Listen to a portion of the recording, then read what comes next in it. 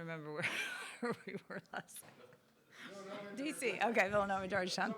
Okay. I've moved on. I know what we have this weekend. It was a good weekend. You know, Villanova's always been a tough place for us to play, and I thought we came out really strong. We had a couple big goals as a team. One was to start stronger.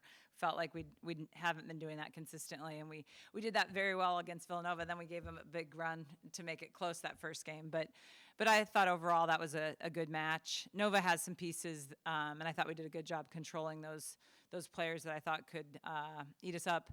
You know, Georgetown was great because we had an opportunity to get everybody in, and you know, a lot of times these players that work their tail off all the time don't get the opportunity to be on the court. So it was great for that opportunity. And, you know, I always love going to D.C., so it was fun to get to see that area of the country. And now we've got a huge weekend in front of us. Was it nice to, after 2 5-setters, just kind of take care of business pretty straightforward this past weekend? Yes, we let the team know that we liked this option a lot better than the 5-setters. So, yeah, no, it was good that we, you know, I thought played relatively clean the whole time and took care of business. Have you seen a change in Kiana at all lately? Double-digit kills in 3 of the last. I mean, she was about at double-digit at Georgetown, 2 with 9. What kind of difference have you noticed in her game as of late?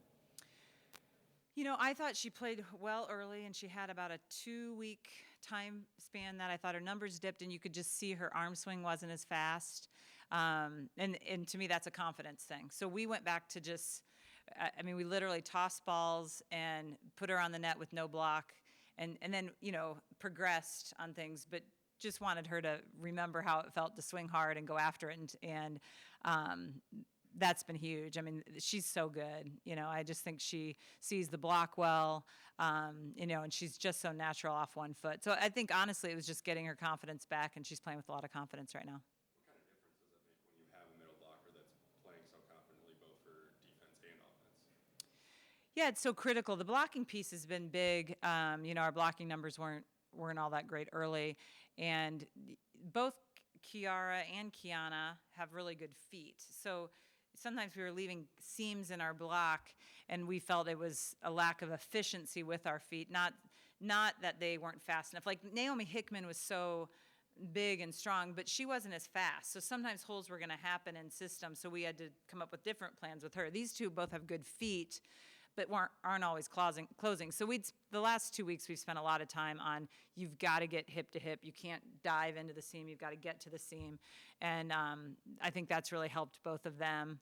And then, yeah, I mean, you want to have good middles, right? And I think, again, if we want to have offensive parity, we have to have it from our middles. And, you know, we still need to work on attacking the middle of the court more. And I thought we did that better this last weekend. But, you know, these are the fun things that we still have things to work on and hopefully advance the team. Where's the coaching staff's confidence in the level of, I guess not the level of, the amount of offensive parity you have this year? Because they're, you know, you can even dip into the reserves, you know, bring Jack Schmidt in when you just feel like you want to give the defense a different look, throw something in their minds.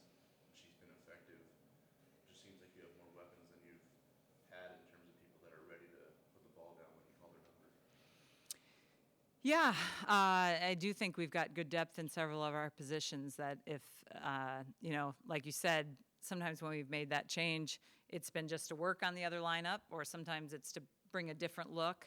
It hasn't been because someone's not performing. And I would throw Bethany in that mix on the outside. You know, she doesn't get a lot of time out there, but I can tell you in the gym, she's really good too. So I guess the big thing that allows the coaches to sleep at night a little bit, that, you know, obviously we hope nothing happens, but that we have some depth in those positions. Any other questions? Oh, there, it came right back to me. It left and then it swooped back in. When you look at the way the schedule lays out, and I know you hate looking ahead, but just the way it sets up, it seems like it's championship volleyball from here on out based on who you're going to play, where you're going to play people. You know, there's not as many like RPI anchors anymore on the schedule. Like, are you getting juiced up? Do you sense the team's kind of gearing up that it feels like it's time to go win a championship at this point? It's a good question. I don't know if we've spent a lot of time. Usually I think we wait another week or two before we kind of lay out the rest of it. So I don't know if we're there yet, Matt. I think we've talked about these 4 games in a chunk, meaning 4 road games. So we've, obviously completed half of that. But I think our focus has been more, let's take care of these. 4 road weekends is hard. It's hard physically, it's hard mentally, it's hard academically. And so getting them, to really get our head around these 2 weekends. All the coaches got to bring daughters with them. What was that like? Oh, it was awesome. I said to the team as we were flying out, I said, they're just so great to the girls. And we don't take for granted that they've got incredible role models to look up to. And Brian brought his 1-year-old also. So I don't think Angelica or Brian touched Brady at all on either of the flights. I think she was being passed around and who could get her to fall asleep. So I always say this, like, hey, we miss a lot of stuff as parents. We give up a lot of family time. But the things that our daughters or children get out of it is some incredible role models to look up to. And if my daughters turn out anything like the 18 women on this team, we've been successful as parents. Thank you. Thanks, guys.